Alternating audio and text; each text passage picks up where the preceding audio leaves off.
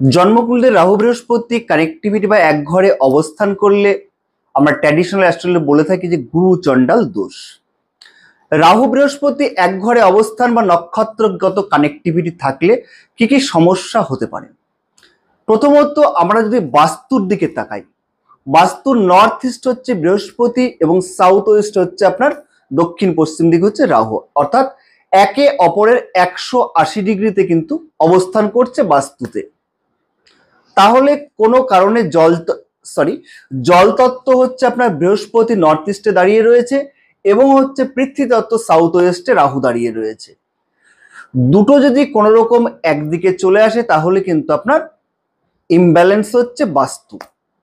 অর্থাৎ যদি আপনার ব্লু কালার যদি আপনি সাউথ ওয়েস্টে করে থাকেন তাহলে কিন্তু আপনার স্টেবিলিটি নষ্ট হবে, অর্থাৎ শরীরের যে ইমিউনিটি শক্তি, শরীরের যে পাওয়ার, সেটা কিন্তু আপনার নষ্ট হবে। এখানে তেমনি জন্মকুণ্ডলীতে যদি রাহু বৃহস্পতি এক ঘরে অবস্থান করে, যদি আপনার তার সঙ্গে সঙ্গে অষ্টম এবং পঞ্চমের কানেক্টিভিটি পায় তাহলে কি কি হতে পারে। তাহলে প্রথমত পঞ্চম থেকে আমরা পেটের সমস্যার বিচার করি।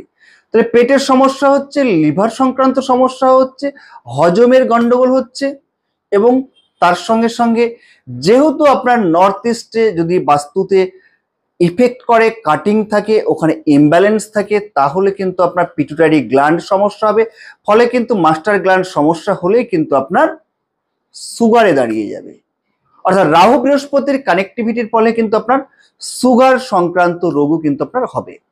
তার ফলে কিন্তু আপনার এই সুগার কিন্তু যদি বেশি মাত্রায় আপনারা যদি ঠিক মতো ট্রিটমেন্ট না করেন, তার বাস্তু যদি ঠিক মতো আপনারা বিচার না করে যদি তার রেমেডি না করেন, তাহলে কিন্তু সেটা কিডনির কাছে আপনার চলে যাবে, অর্থাৎ কিডনির সমস্যায় দাঁড়িয়ে যাবে। রাহু বৃহস্পতির কমিউনিকেশন জন্মকুণ্ডলীতে কিভাবে বসে আছে এবং বাস্তুতে কিভাবে আছে সেটা নেচারকে জেনে তার রেমেডি করুন, 100% আপনি